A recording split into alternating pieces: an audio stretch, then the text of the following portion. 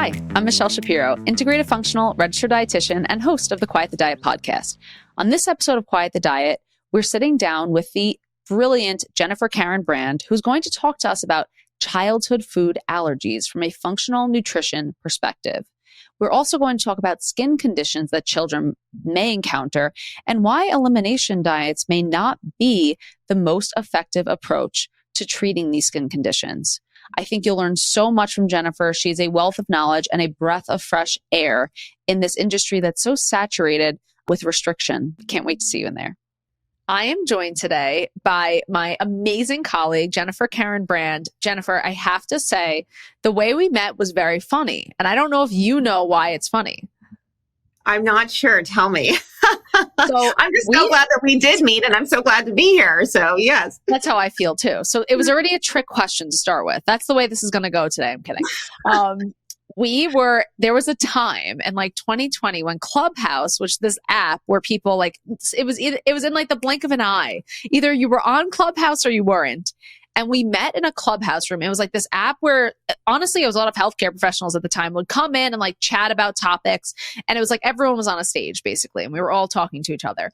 And we were in the same room talking and kind of venting about how elimination diets are not root cause medicine, basically. And we were like going off on like how people just use elimination diets, which can be super helpful to treat things, but that there's a lot more involved in that process. So I think the way we met was very funny and very makes a lot of sense, I would say, for how you operate as a practitioner. So for that reason, I'm very excited for you to be here today.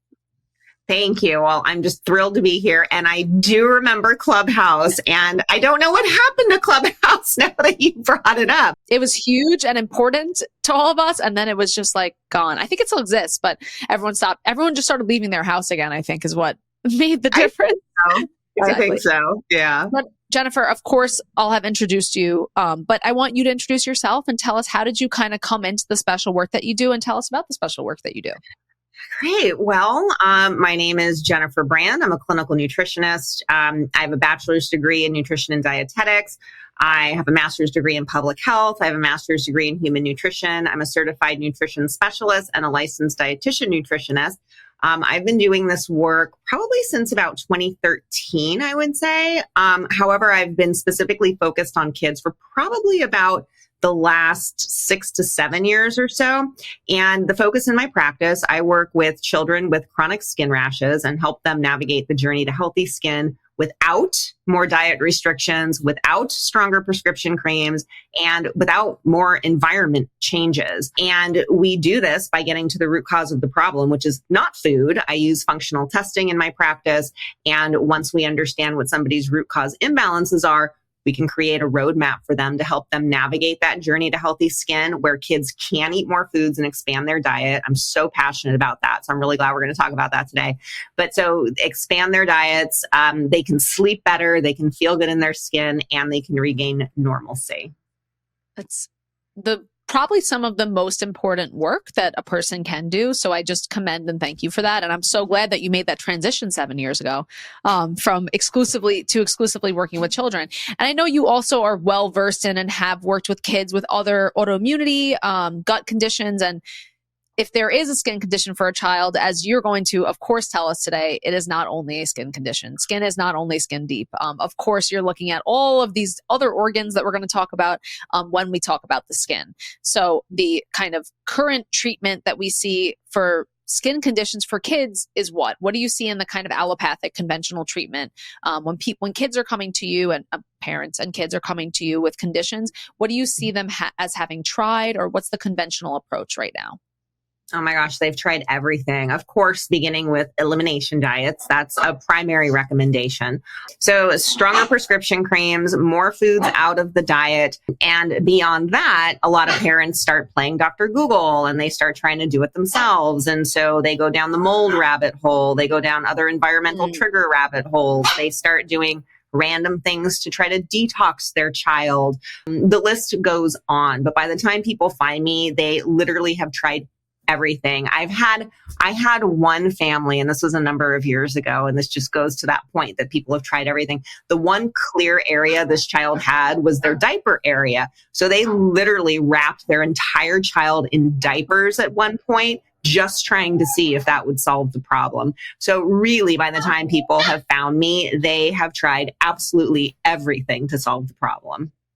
And again, the kind of idea, it seems like, is in the allopathic model, is that skin interacts with the environment and the foods that we eat cause these skin issues. What's your message around skin issues on this super high level about what you do actually believe causes skin issues?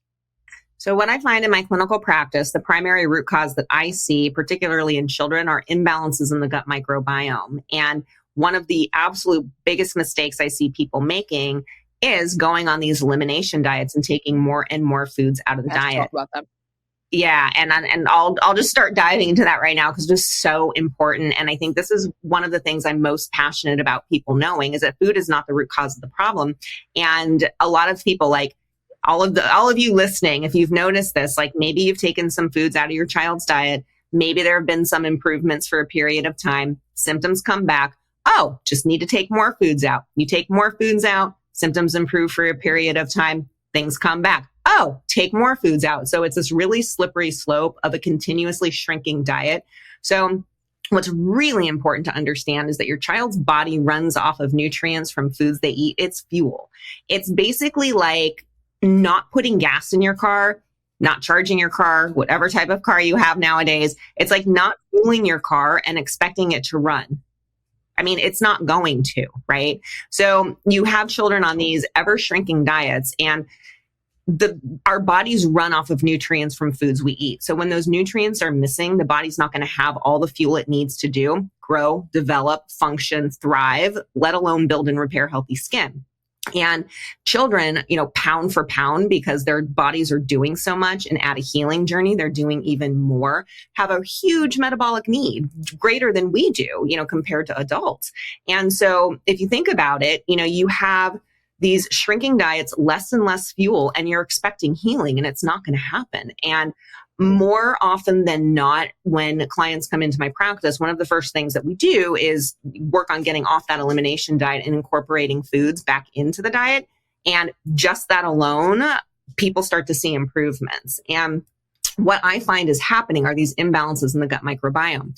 So that can be gut dysbiosis. So we're talking about abnormal gut flora, overgrowths or undergrowths of the good stuff we don't want in there, problems with digestion and absorption. 70 to 80% of the immune system is located in the gut microbiome. So when we have these imbalances in there, it starts to impact a huge chunk of the immune system. And when we're talking about inflammatory health conditions, certainly like eczema, for example, which is driven by underlying inflammation, you have to look at where the bulk of that is happening, the bulk of that dysfunction. Immune system dysfunction takes us back to the gut. Again, that's 70 to 80%. So what's happening with these food reactions is that when we have these imbalances in there, we start to get some inflammation and irritation. And so the gut lining is really thin. It's like one cell layer thick. So you can kind of think of it, like this. And when we start to get that irritation and inflammation, you get this. So this is that gut hyperpermeability, or that leakiness. So when this is happening, we get food particles that get out into the bloodstream. This is triggering the immune system, which is then triggering the rashes and flares. So yes, food particles can be causing this. The other thing that's really important to understand, it's not just food particles that are getting out into the bloodstream, it's toxins from all these gut microbes, right? And so another thing that I find super fascinating is that peak die-off. So digestion alone creates a die-off of the microbes in there. Peak die-off occurs a few hours after eating. So this is where, like, if we're talking about those food sensitivities, like those IgG reactions, right? Those are delayed by a few hours after a meal. Is it the food? Is it the gut microbe toxins? So it could be either. And both are starting to trigger the immune system. And this is where we get those reactions. And something else that I think is really important for folks to understand is that the gut is not leaky like this because of the food sensitivities. The food sensitivities are happening because the gut is leaky, and the gut is leaky because of those imbalances. Which is why we keep saying the same sentence, which is that food is not the root cause. It's the environment with which the food is going into that is the root cause. And then that is going to cause the reaction with the food intolerance in the first place. So this is really something that I think we have to just kind of bring home for people, especially when it comes to the most precious people in our lives, our children, like the most precious people.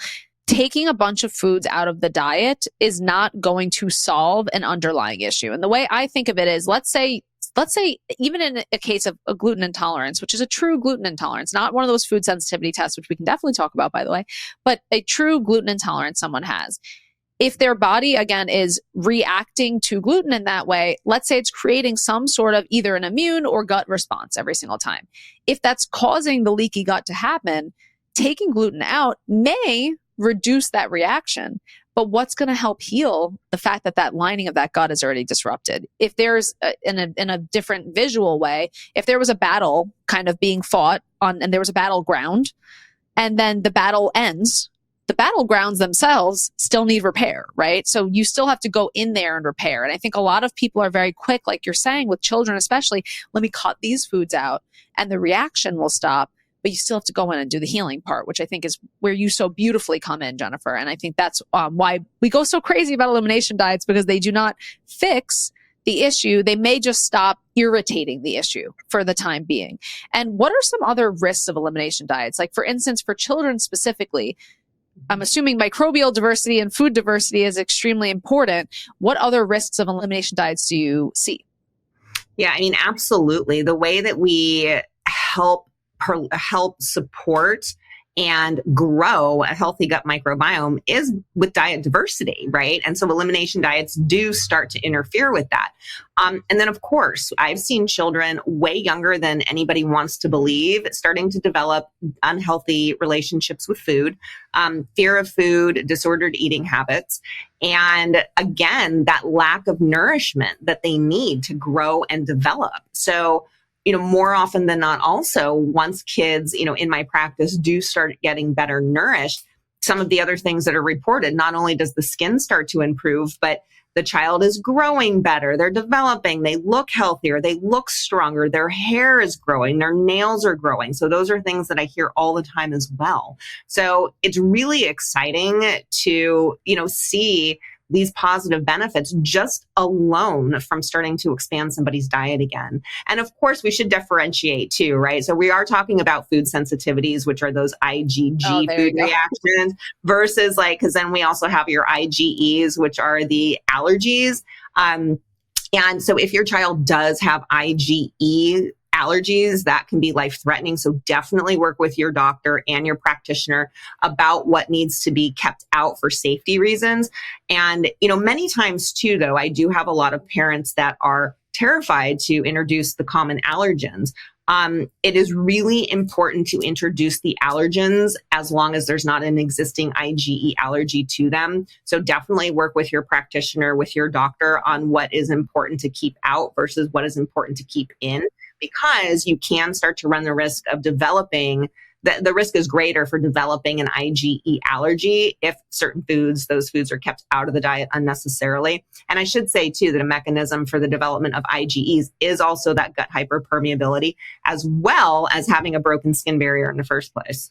Which means that allergies, even IgE, are not inherently completely genetic, which is something that I think is very controversial to even say, but it is also scientifically true that they are not exclusively genetic. They would almost always be epigenetic.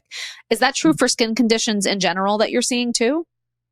I find that to be the case. So we all have wonky genes of some sort, right? Like we all just do based on genetics or environmental things that trigger our genes. So we all have wonky genes that either get turned on or they don't. So somebody might be more predisposed to having like allergies or eczema or other skin conditions, but it doesn't mean that somebody else or a child is going to get those conditions. I have a family rich in skin issues. My dad has psoriasis and psoriatic arthritis. My mom has vitiligo. My brother even has psoriasis. So, I definitely have these genes, knock on something. I haven't experienced, severe skin issues like that. I do have allergies. I do get hives, so I do have some of those genes, but it really is these environmental triggers that it's like the genes are kind of the gun, right? And then it's like pulling the trigger are these different external factors. And then a huge external factor, or it's actually an internal factor, but a huge factor that plays a role in this is having that gut hyperpermeability and those gut imbalances, because that is a huge source of underlying inflammation. And it's that inflammation that starts triggering the body to react adversely to anything in the environment that could potentially be triggering.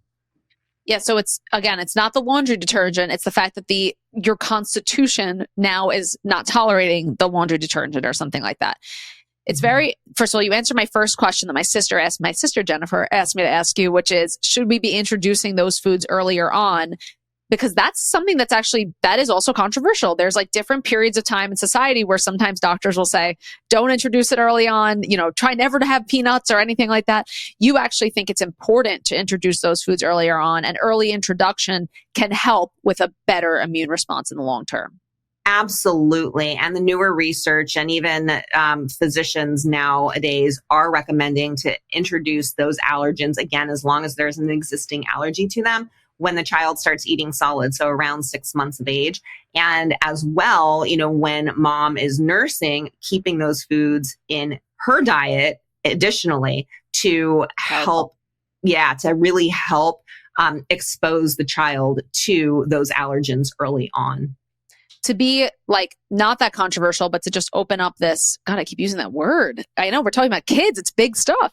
Do you see or understand the merits of breastfeeding specifically when it comes to skin conditions and autoimmunity? Is that something that you've researched or seen any tie between, especially, or if people cannot breastfeed for many reasons, which is, of course, everyone's choice and everyone's ability and whatever they want to do with different formulas or different things like that? Are there studies that show kind of the difference between those things and what can develop skin-wise? So, breast is always best. So, if you can do that, that's the way to go. If that's not possible, then of course, work with your physician. I always recommend working with a pediatrician or, your dietitian about what kind of formula is best for your child. It is really tricky with kids with skin reactions, with allergies, because I do see very often that it's recommended that they stop nursing and get the child on formula. Again, by the time people find me, I have a lot of moms who have stopped nursing just because somebody has given them that advice, and that the child is now on formula. And you know what? They still have rashes. They still have allergies. So it doesn't solve the problem. So the issue is not your milk moms out there. That's not the problem. It's the immune system, and your child is struggling with immune system dysfunction, and that's what needs to be addressed. Again, breast is best. So if you can nurse, that's the way to go. And it's just really unfortunate. If you have to use a formula, you do, and that's totally fine. Yeah, there's nothing wrong with judgment. that, right? Not at no all. judgment whatsoever. I was a formula fed baby. It's totally fine. Same. Yeah. And, but, just looking at the ingredients, some of the popular ones out there that are most often recommended, the first ingredient is corn syrup. And it just makes me nuts. And it makes me so sad that we have to go down that route. Again, if that's what it needs to be, that's what it needs to be. And that's fine. But breast always is best if you can do that.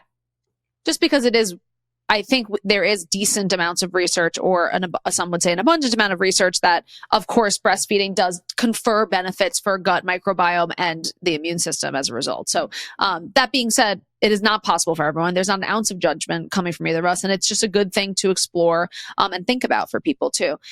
So it's interesting because we're talking about elimination diets and how we don't want to kind of cut out entire food groups and what the risks of that can potentially be for people. But we're also at a weird point in time, Jennifer, because, so I'll give you an example. I love my mother. My nephew is almost 11 months old. In a week, he's going to be 11 months old. And my mother, who is an extremely good grandmother and extremely loving person, is always asking me, can he eat this? Can he eat this? But it's usually more along the lines of some processed foods and things like that. And I'm like, since right now we have kind of control over what he can eat, but we will not have that control in the future. Let's just give him whole unprocessed foods. When you're saying introduce foods into the diet, are you including, hey, they should eat everything that's in the kind of American diet because that's what's kind of societally acceptable and it'll help them to develop better immunity and things? Or are you talking about a specific type of food to include? It's a very tricky question, and I'm sorry for it. That's a really good question. So when I'm talking about introducing foods, of course, I'm talking about a healthy whole real foods diet, right? I do want to see kids in my practice, once we get in there and are able to do that internal work and resolve those internal imbalances so kids can tolerate things better. I want to see kids eat the cake, the ice cream, the cookies, all of the fun stuff at birthday parties, on holidays, right? So we're not talking about a standard American diet. So when I'm talking about like getting off an elimination diet, I really am talking about whole real foods. And by the time most people find me, they are on like totally restrictive diets, like they've done GAPS diet and, all of like the super restrictive ones, low histamine, low this, low that, taking this, that, and the other out of the diet. So it's more about adding in those healthy whole real foods, which I really do advocate for keeping the diet as full of those as possible. And when it is, then there's plenty of room for some treats here and there. But, standard American diet, absolutely not. That's inflammatory. But at the same time, including foods from all food groups, categories of foods, and, some fun foods. All food is fun, but, some treats here and there. Keeping in mind, of course, that like sugar, for example, is inflammatory. Gluten actually can be inflammatory. Do kids in my practice, once we do the internal work and start healing up what's happening, can they eat these things? Yes, they can. Should they be staples in the diet? No, they should not. And I feel like that's kind of obvious, right? Like if you're, somebody who's eating, your child's eating pizza and mac and cheese and things like that every day, that's something to look at, right? We need to get those veggies and fruits and healthy sources of protein and healthy fats in the diet primarily in order for your child to heal. And then there's room for some fun foods in addition to that. Yeah, it's definitely like a constant little fight in my household. And I see this with a lot of like my friends and their parents, grandparents, and things like that, because they're like, it's not restriction if it's within the realm of you're still eating whole foods, right? You're not restricting your child because they're eating. There's a million different types of foods that we can eat within that realm. And of course, when it's a special occasion or something like that, it's good to eat what I would say almost like a little dirty, like eating foods that are not what you would consider to be like those whole foods. But when they become the main constituent of the diet, that actually can ultimately be, potentially damaging and lead to these exact conditions we're talking about. It wouldn't be the root cause still. It still wouldn't be the root cause, but it definitely can exacerbate underlying issues or pull that trigger, like we said, on that epigenetic metaphor we had. And so I did want to clarify that because there's a distinction there. And I know that people will say, I don't want my kid to have restrictions, but there is a difference between having, eating a majority whole foods diet, obviously, and not. Yeah, absolutely. And I should add too, there is research that shows, certain foods can contribute to gut hyperpermeability and increase that leakiness. There are not whole real foods on that list, by the way. So gluten absolutely can contribute to gut hyperpermeability. And then in addition to that, it's processed foods and things that are in processed foods. So like transglutamase things and nanoparticles. And it was this research paper, right? And it was like an extra added salt, added sugar. What are these things in? Baked goods, processed foods. So it's the way that foods are processed. It's these additives, these ingredients that can contribute to gut hyperpermeability. But whole real foods in and of themselves don't do that. I always think a good way to know if I'm like kind of restricting something or not, as I always think like, did this food come from like a lab or did this food come from a farm? And if it can be an animal that's grazing on the farm or swimming in the ocean, you kind of are led in the right direction. Those foods should, like you're saying, not be restricted. That's really important to not restrict all of those foods. And there's an abundance of them. But I do think it's okay to not introduce the highly processed foods into the diet early on. And that would lead me to kind of this bigger, more like philosophical question I have for you. Do you think that we're having an increase in autoimmunity and skin conditions, even in children, if we were to compare it maybe from 50 years ago or something like that? Oh, absolutely. And there was a research paper I saw not that long ago that noted that our wheat, just like our wheat crops nowadays, because they've been so modified, have 40% more gluten in them than they did like when our grandparents were eating these foods. So the way the food has been processed and just changed over the years has really destroyed our food system, which contributes to destroying our immune system. And, all of this processing as well has changed, and just our environment in general has changed the soil, right? So plant foods, all of this grows in the soil, and animals eat those plant foods. Then we eat the animals and the plant foods. And so because of what's happened with agriculture and environment, our soil is depleted of nutrients and as well full of toxins. So we're getting more and more of these things into our bodies over the years and over time.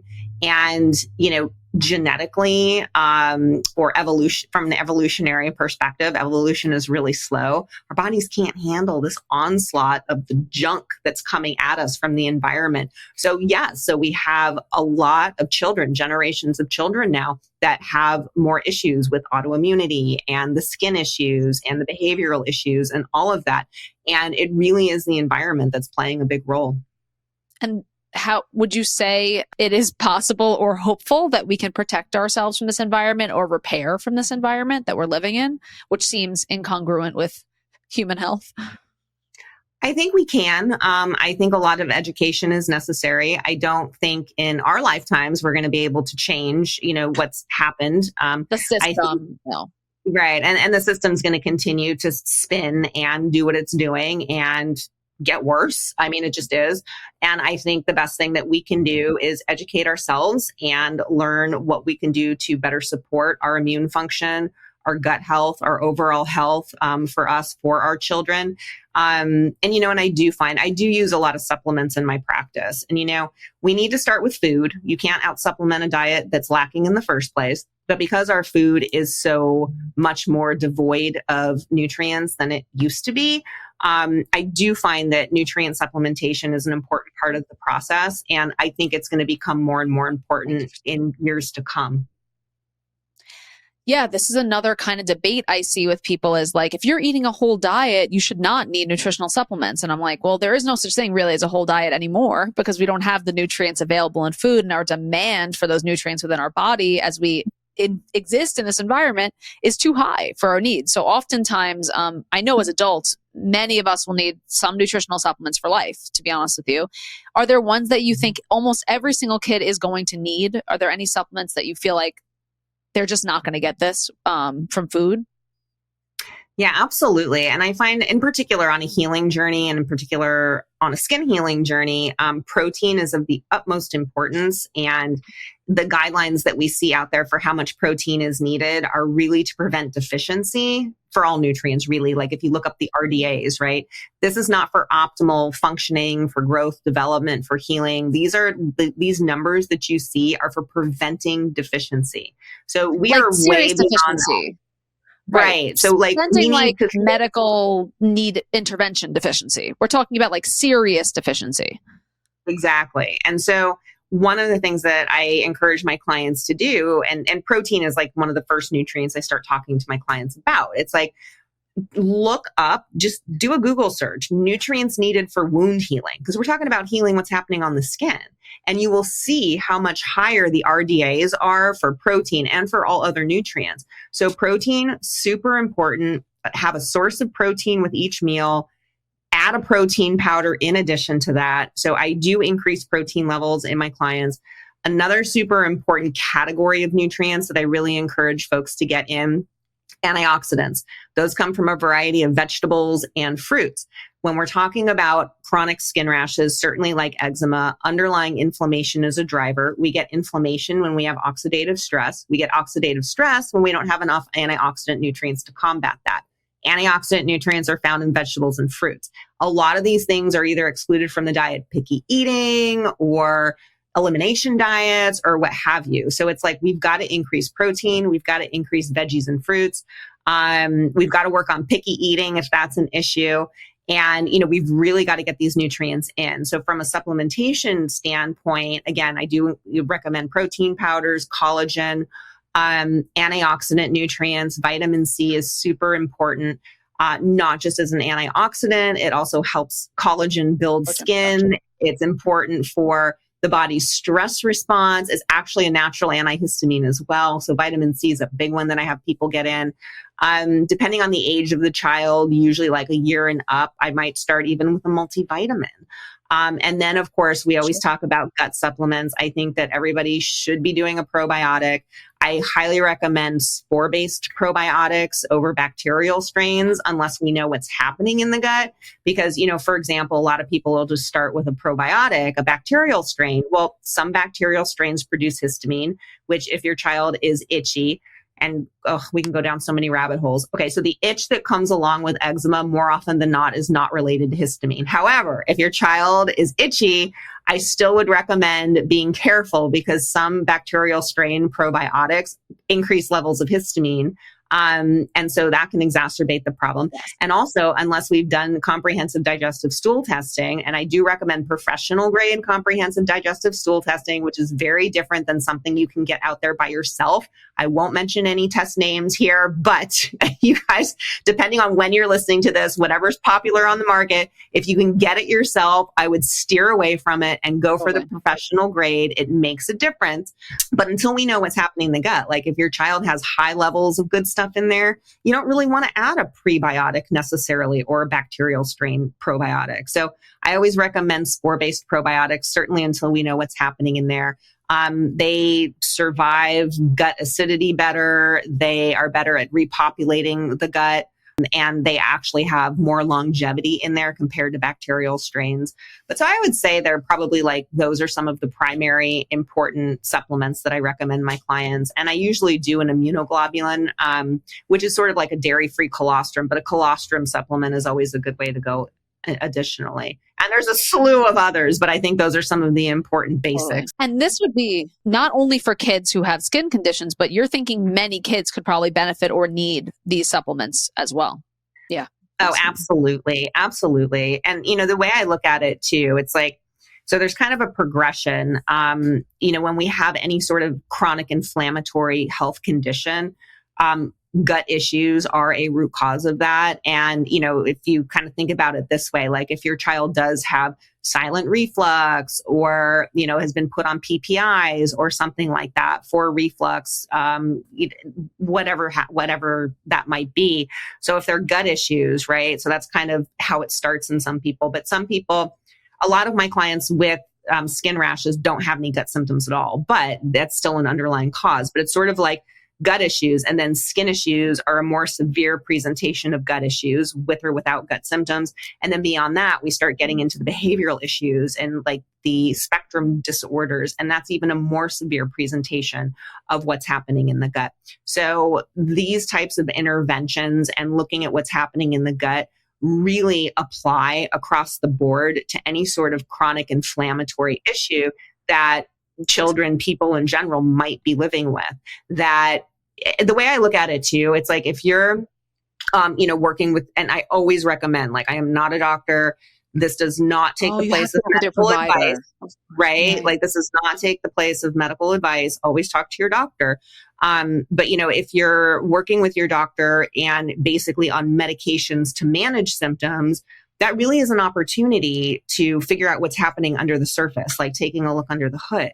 Because when conventional medicine is able to manage symptoms, that means there are internal imbalances that we can start to resolve to help get more relief for whatever the problem might be. Totally. And again, what's I think really important underneath what you're saying is it's okay to also have symptom management and utilize tools from your doctor for symptom management. But like you said, beautifully, it's an opportunity to dig deeper. There's no judgment for using those tools. Of course, you have to give symptom relief to your kids, but that's when you can actually start looking under the surface too and seeing what can we do to reverse these conditions. And that's what you're talking about, really. You're not talking about managing skin conditions. You're talking about whenever and wherever possible, reversing them. Absolutely. And I'm glad that you said that, because I want to make this clear too, that a lot of my clients do use steroid medications while we're doing this work. And then over time, they're able to use them less and less and less. As we start to resolve those internal imbalances, they're not needed as the skin starts to heal. So there's absolutely no judgment. That's what the medications are for. Like the way I look at them, they're for getting over the hump, getting through those tough patches on your child's healing journey. They're not, in my mind, for long-term use because that can be problematic. But if you need them to get over the hump, that's what they're there for. Your child does not need to struggle and suffer while we're doing this work because it's not an overnight process. So this is an interesting and toughy piece of the conversation I want to talk about too, which is the protein piece. It shouldn't be tough, but it's going to be a little tough in a second. I think what we covered a lot about the gut relationship between our skin. I also want to talk about another accessory organ of digestion that you love and talk about all the time, which is our liver too. And saying that some of the antioxidant capacity of our liver, what is necessary for that to create glutathione, is actually eating protein.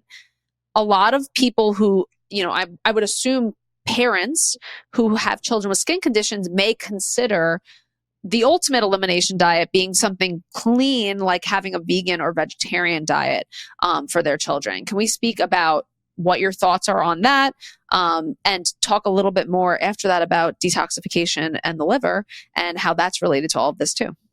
Great question. And this is one of those areas too, where I see people making some of the biggest mistakes when trying to heal their child's skin is thinking about how the liver functions in an inappropriate way. So number one, so the way the liver functions, let's just talk about it in phases. So essentially there's like 3 phases to kind of make it, just let's simplify it, right? So phase 1, things are filtered out of the bloodstream. The liver, filters them out of the bloodstream and does some processing. And then sometimes that's enough. And then they go to the gut, they get excreted, they go to the kidneys, they get peed out. And when we're talking about the gut, right, we're going to poop these things out. Some toxins become more toxic and need to go to phase 2. So between phases 1 and 2, there are antioxidant nutrients to help neutralize the toxins because they're more toxic and they can create more inflammation. And so then things go to phase 2 where they get packaged up really neatly and then also sent to the gut so they can get excreted or pooped out. So phase 1, the way I think about it, runs more heavily like on vitamins and minerals, for example. Then in the middle, we get these antioxidants. And then phase 2, we need a lot of amino acids to do that packaging of things. And so this is another area where the diet needs to be as broad as possible to get those nutrients in. And certainly we need enough protein because amino acids come from protein-rich foods. And something else that I think is really important to understand is that when we're talking about protein sources, so we've got these amino acids, right? We've got our essentials, which means they have to come from the diet because the body can't make them. We have conditionally essentials, which the body can usually make, but times of stress or like when we're at chronic inflammation, certainly struggling with health issues, certainly struggling with chronic skin rashes, the body might not be able to make them. So we need to get those from the diet too, which means they become essential. And then, once we get all of those essentials and conditionally essentials, the body can make the others. Now, animal proteins are complete, which means they contain all of the essentials and conditionally essentials. Plant proteins generally are not complete. So they don't contain all of those. So if you are relying on plants to get all of your protein needs, it is harder to make that happen. So I do encourage my clients to, get in healthy sources of animal proteins. If they're on a plant-based diet, we can always add like amino acid supplements and, something of that nature to help. But the liver really functions off of nutrients from the diet. And that is super important, again, to make sure that the diet is as broad as possible to make sure all of those things are included.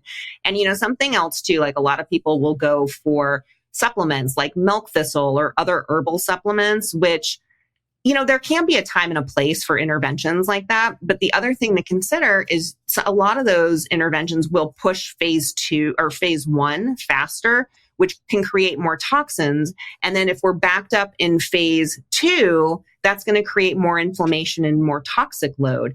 And some of the biggest backups and problems that I see with detox are if your child's constipated, right? So those toxins aren't getting out. And constipation, like if your child's not pooping at least once a day, that's constipation. So things need to come out. If your child's not drinking enough water, once your child starts eating solids, they can start having some sips of water. But, at 1 year age and up, you should be drinking at least 1 8-ounce glass of water per year of age, which is tricky for a lot of kids. A lot of kids don't like to drink water. But so hydration, making sure that your child is pooping at least once a day, super important. Making the diet as broad as possible, super important to get in all of those vitamins and minerals, the antioxidants, the amino acids to help the liver function. So the liver functions off of all of this nutrition. And again, there might be a time and a place for like supplements to help with that. But you can't out supplement a diet that's lacking in the first place. And then, trying to cleanse your child or things like that's not how the liver functions. And people ask me about juicing. I mean, if you look at it from the perspective, so I want to say no, juicing is not going to help the liver. But if you're juicing like a bunch of veggies, well, those are antioxidant nutrients. So okay, but like that's not exactly how the liver functions. I know it's so interesting how juicing became this like ultimate detox like trend when I'm like, but you're removing so many nutrients from the diet when you're juicing that the liver won't be able to do the actual job of detoxing, which is the thing that is detoxing. I think people think detoxing is drainage, which is more about like in their head hydration, but it's really about getting enough nutrients to get things moving along when it comes to the liver, for sure. I completely agree with you, which is why, of course, if people are vegan or vegetarian for ethical reasons and their child or religious reasons, or their child, they just have to be extremely careful with supplementation to make sure, even with no conditions, to make sure that there's no deficiencies, of many of the essential vitamins and minerals. So it's just something worth mentioning, I think, for children in general, because we were told for a very long time that vegan and vegetarian diets are healthier, they're heart healthier, they're better. But there's some nutrients that are so essential for brain development in young children that you have to be really on your feet if you are adopting a vegan vegetarian diet, which you can't, there's no arguing moral or religious or ethical reasons at all. But for health reasons, it's not one that I would recommend in most cases for children. Absolutely. And I totally agree with that. Mm-hmm. Now, in ways of, this kind of, first of all, thank you for that liver detox explanation. I loved it and it was so necessary. And thank you for going through our phases. Beautiful. When it comes to children and again, eating in the home. So not like if we're at a birthday party, special occasions, how important do you feel for skin conditions, for gut conditions, autoimmunity, consuming organic food is versus non-organic food for children specifically? What do you feel about that? That's a good question. So in total transparency, I do not go organic all the time. I do think it's important when we can go organic that we do. In particular, organic animal products can be more healthful. That is true. And additionally, what I recommend to my clients is to check out the Environmental Working Group has a couple lists. They have the Clean 15 and the Dirty Dozen. So when you're looking at produce, I would recommend checking that out. And what that tells you is, which produce is more important to buy organic versus not. So especially if you're on a budget, that can give you a little guidance of which way to go. But generally, I would say if you can go organic, grass-fed, pastured, free range, all that kind of stuff for your meat products, your animal products, that is preferred and it can be healthier. But again, knowing that not everybody can do that. And so I would rather see those products getting in whatever form, even if they're not the organic ones, than not. I don't want to see people avoid animal products because they're not organic. I think the amino acids and the other nutrients that are provided in them are more important to get in, even if they're not organic. I agree. And I think that it's not only from a place of non-judgment, but quite literally getting those nutrients in is more valuable than the non-nutritive qualities that you might be picking up from them. I totally get that too. If you had a child with a skin condition and you were not ready to work with a practitioner, you wanted to try something on your own, let's say, even though you just found Jennifer, everyone. So now you have the person to go to. You're the person that I send literally all of my friends' kids to. I'm like, go to Jennifer quick. what is there somewhere people can start at home? Because I know the inclination is, let me cut these foods out. Let me change my laundry detergent. Let me, stock up on all these ointments and everything. Where's like the first place if it was literally, your kid, Jennifer, where's the first place you would start? Well, actually, that's a really good question. I have an online program now that people can start at any point. I recently launched this, as a matter of fact.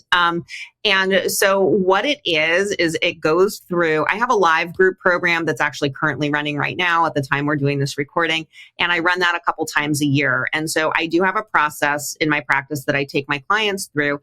And it's because it's been super successful. And I know not everybody can work with me one-on-one. And I wanted to give people a way to get started sooner and, at a lower price and all that good stuff.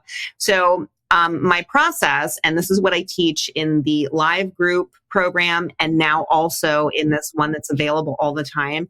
So the steps are, we've got to ditch the itch, right? So we've got to talk about skin barrier management and skin barrier function, not just to help get relief for what's happening on the skin. And this is like really step one, because when people find me, and if your child is struggling with rashes, right, one of the most debilitating, the problematic issues is the lack of sleep and the itch and the pain and the weeping and the bleeding and what's happening topically. So we've got to find ways to get that under control and get your child some relief up front. Skin barrier function is also really important to address up front, because a broken skin barrier is a mechanism for the development of IgE allergies, both food and environmental.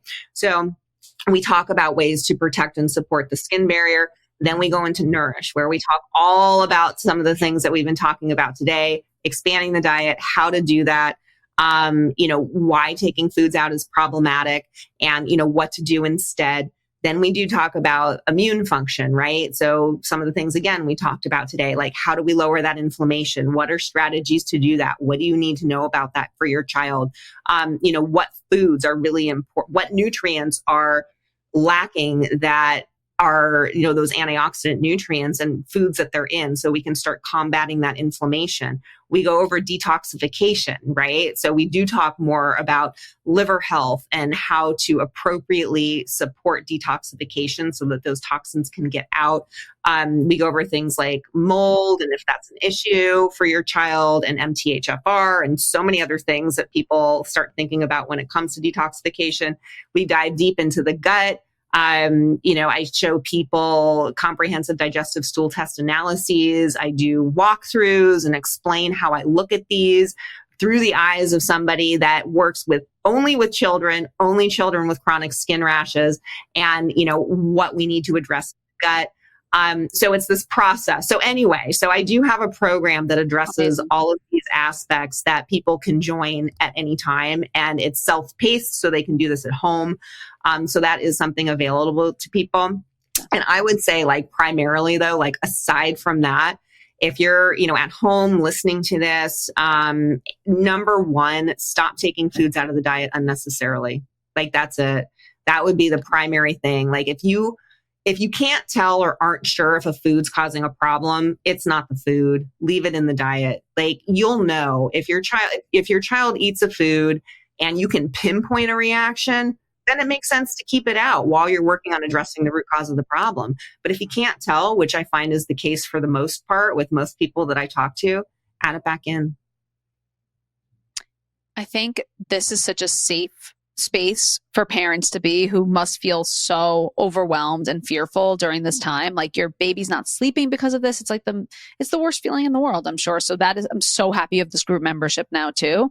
What I love so much about your approach, Jennifer, and what I love about functional medicine in general and functional nutrition so much, is that I think what you're doing is really demystifying autoimmune conditions in children and skin conditions in children, because it seems like if it's kids and they're so young and the skin seems so mysterious, I think you demystify it so much for people and just say, like, no, we know, we can literally show you what's going on. I can show you on this test exactly what's going on, exactly what's happening. And there's always, steps you can take to move forward, as opposed to it just being, this is their lifelong condition, or this is just something that's going to go away. It's very tangible and actionable, what I think you do with people, and really evidence-based. And that feels so safe for me from a child perspective to know. And this has been true even for referrals I give you. I'm like, oh, I have the spot for you now.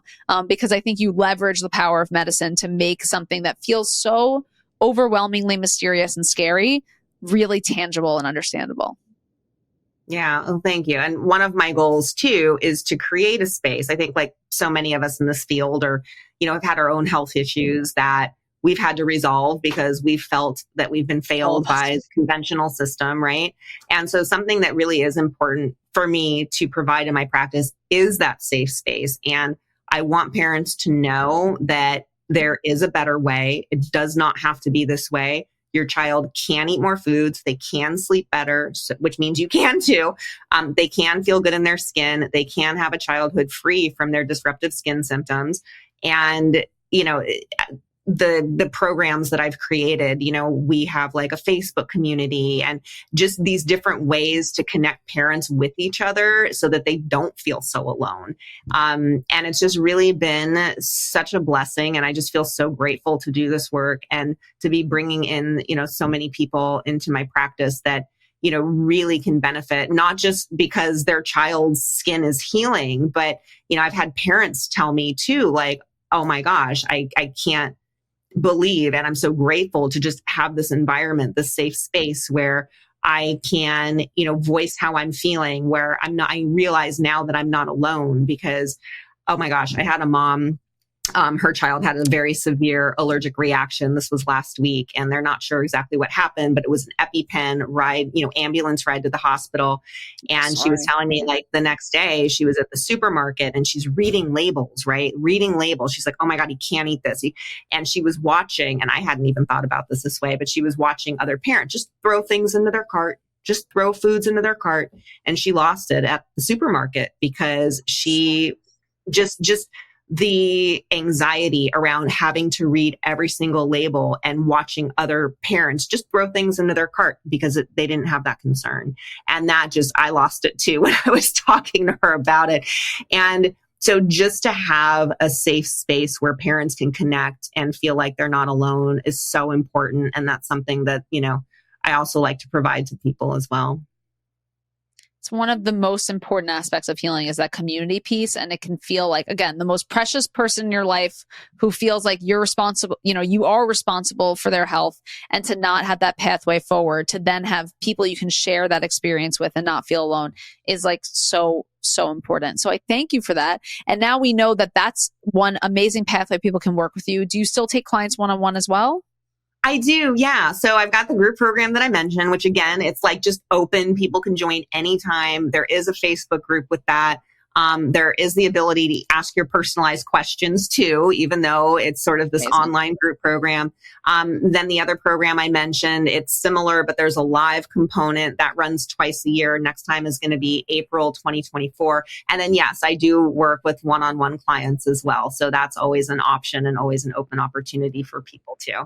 And I will include every single one of those links in the show notes. Jennifer, I cannot thank you enough for coming on today, for bringing hope and demystifying this for our parents, the most important people ever, and their most important people ever. Thank you so much for the work that you do. I will continue to send you hordes of clients as they come my way and go, nope, sending you to my child skin expert, Jennifer Brand. Thank you so much for coming on today. Thank you so much for having me. It's really just been great being here. Thank you. And we can rant about elimination diets in another Clubhouse forum. Now we have it on the podcast. We've done our proper elimination diet ranting, and that's what's most important. Thank you. Agreed.